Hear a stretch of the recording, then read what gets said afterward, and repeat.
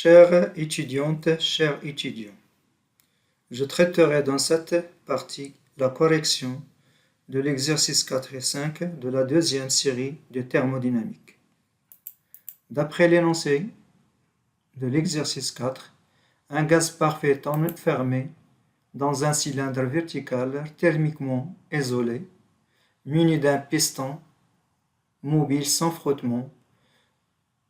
Au départ, le gaz est en équilibre et son état est décrit par la pression P1 est égale à 2,5 10 à la puissance 5 pascal, le volume V1 est égal à 12,5 10 à la puissance moins 2 mètres cubes et la température T1 est égale à 300 Kelvin. On ajoute une à une des petites masses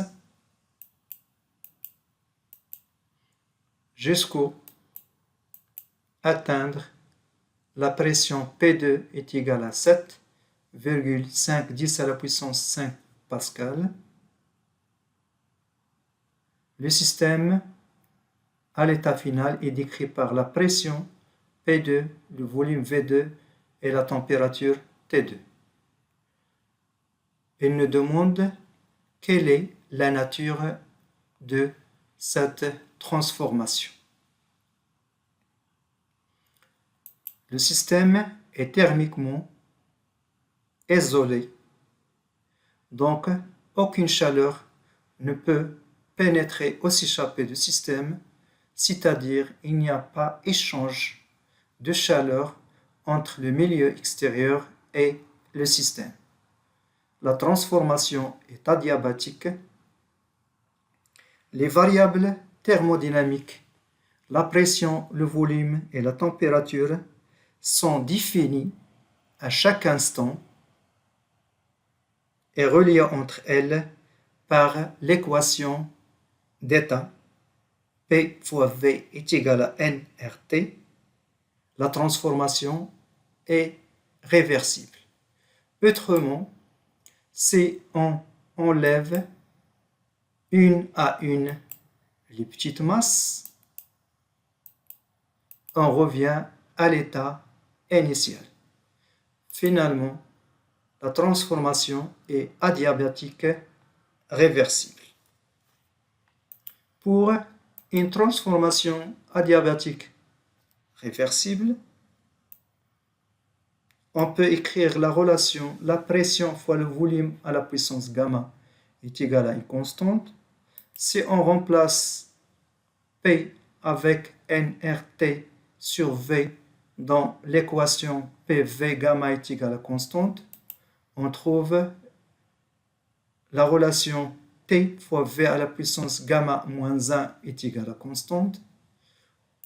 Ou bien si on remplace V par nRT sur P dans l'équation PV gamma est égal à constante, on trouve une autre relation équivalente T à la puissance gamma fois P à la puissance 1 moins gamma est égal à constante, ou bien T fois P à la puissance 1 moins gamma sur gamma est égal à constante. L'utilisation de ces trois relations dépend des questions. Par exemple, pour trouver le volume V2, sachant la pression P1 et la pression P2, on utilise la relation P fois V à la puissance gamma est égal à constante. L'état initial, on connaît le volume V1, la pression P1 et l'état final, on connaît la pression P2, on cherche le volume V2, on utilise la relation P1 fois V1 à la puissance gamma est égal à P2 fois V2 à la puissance gamma. Ça veut dire que V2 à la puissance gamma sur V1 à la puissance gamma est égal à P1 sur P2, ou V2 sur V1 à la puissance gamma est égal à P1 sur P2. ce qui implique que V2 sur V1 est égal à P1 sur P2 à la puissance 1 sur gamma. Finalement, on trouve V2 est égal à V1 fois P1 sur P2 à la puissance 1 sur gamma. Après application numérique, on trouve V2 est égal à 5,7 10 à la puissance moins 2 mètres cubes. Pour trouver T2, sachant que P1 est égal à 2,5 10 à la puissance 5 pascal et P2 est égal à 7,5 10 à la puissance 5 pascal, on utilise la relation T fois P à la puissance 1 moins gamma sur gamma est égal à constante. Donc, T1 fois P1 à la puissance 1 moins gamma sur gamma est égal à T2 fois P2 à la puissance 1 moins gamma sur gamma. Finalement, T2 est égal à T1 multiplié par P1 sur P2 à la puissance 1 moins gamma sur gamma. Après application numérique, T2 est égal à 410,6. Pour calculer l'énergie interne, on utilise la relation la variation de l'énergie interne est égale à CV, la capacité calorifique, à volume constant, fois T2, la température finale, moins la température initiale. On a Cp moins Cv est égal à Nr et gamma est égal à Cp sur Cv. Donc Cp moins Cv est égal à N sur R. Je peux factoriser avec Cv. Facteur de Cp sur Cv moins 1 est égal à Nr. Je remplace Cp sur Cv par gamma. Je trouve Cv fois gamma moins 1 est égal à Nr, ce qui implique que Cv est égal à Nr sur gamma moins 1. Si j'utilise cette relation, gamma est égal à Cp sur Cv, et je remplace Cv avec Nr sur gamma moins 1, je trouve l'expression de Cp en fonction de Nr et gamma. Cp est égal à gamma Nr sur gamma moins 1. La variation de l'énergie interne est égale à Cv fois T2 moins T1. Je remplace Cv avec Nr sur gamma moins 1 fois T2 moins T1, autrement dit est égal à nRT2 moins nRT1 sur gamma moins 1. J'utilise la loi des gaz parfaits, je remplace nRT2 par P2 fois V2 et nRT1 par P1 fois V1. Donc la variation de l'énergie interne est égale à P2 fois V2 moins P1 fois V1 sur gamma moins 1. Après application numérique, la variation de l'énergie interne est égale à 28,8 kJ. Pour calculer le travail, on utilise le premier principe de thermodynamique. La variation de l'énergie interne est égale à la somme du travail et la chaleur, la quantité de chaleur reçue par le système. Pour une transformation adiabatique, il n'y a pas d'échange de chaleur.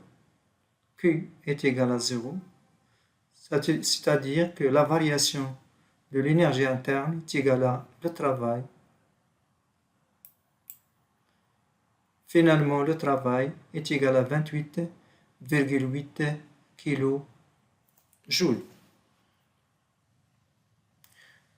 Dans la deuxième partie de l'exercice 4, le gaz étant à l'équilibre dans l'état 2, décrit par la pression P2, le volume V2 et la température T2, on enlève l'isolation thermique, le système évolue vers un état d'équilibre décrit par la pression P3, le volume V3 et la température T3. Elle nous demande la nature de cette transformation. Seul l'état initial et l'état final sont bien définis. Donc, la transformation est irréversible. Autrement, si on isole le système à l'état final, on ne peut pas revenir à l'état initial. On remarque aussi que la température des milieux extérieurs reste constante, soit dans l'état initial ou bien dans l'état final. Donc la transformation est irréversible à température extérieure constante. La pression extérieure n'est pas modifiée par la suppression de l'isolation thermique.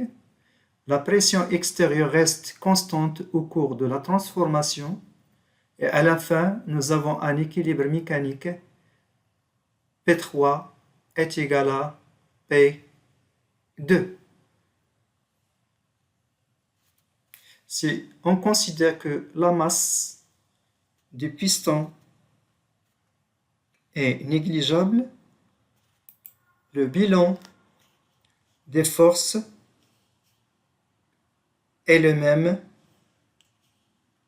dans l'état initial et l'état final. C'est-à-dire, le piston est soumis à la force exercée par le gaz, la force exercée par l'atmosphère et les poids du petite masse, soit dans l'état initial ou bien dans l'état final. La force exercée par le gaz sur le piston est la même, car le piston est en équilibre. Sachant que la pression, c'est une force par unité de surface, on peut conclure que la pression P2 est égale à la pression P3. La température du milieu extérieur est T0, donc il y aura un échange entre le milieu extérieur et le système jusqu'à que la température T3 est égale à T0 est égal à 300 K. Donc nous avons trouvé la pression P2 est égale à la pression P3.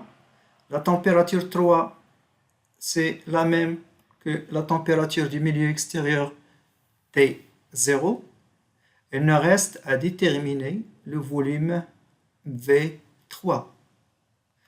On a T3 est égal à T0 est égal à T1 est égal à 300 K.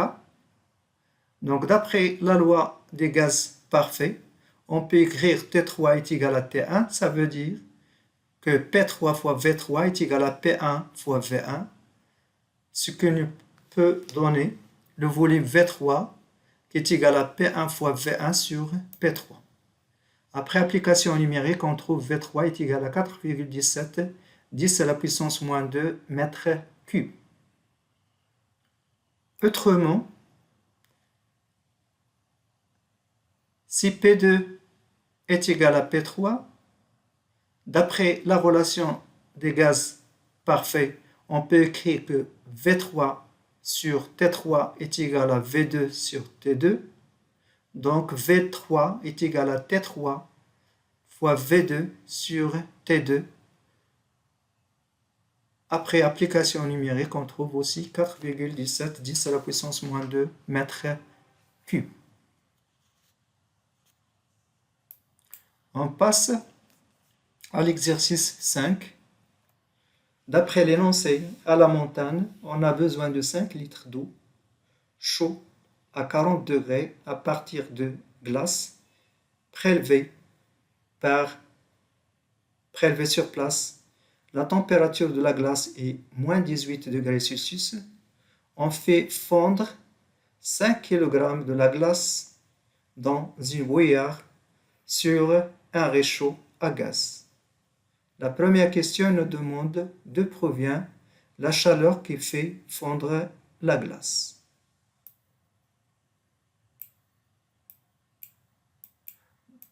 Donc la chaleur provient au niveau du réchaud par la combustion du gaz. Ce schéma, il montre la combustion, par exemple, du gaz du métal en présence de dioxygène. Et nous donne, si la réaction est complète, il nous donne le dioxyde de carbone et les molécules d'eau et libère de la chaleur. Donc la combustion du gaz libère de l'énergie sous forme de chaleur au niveau des réchauds.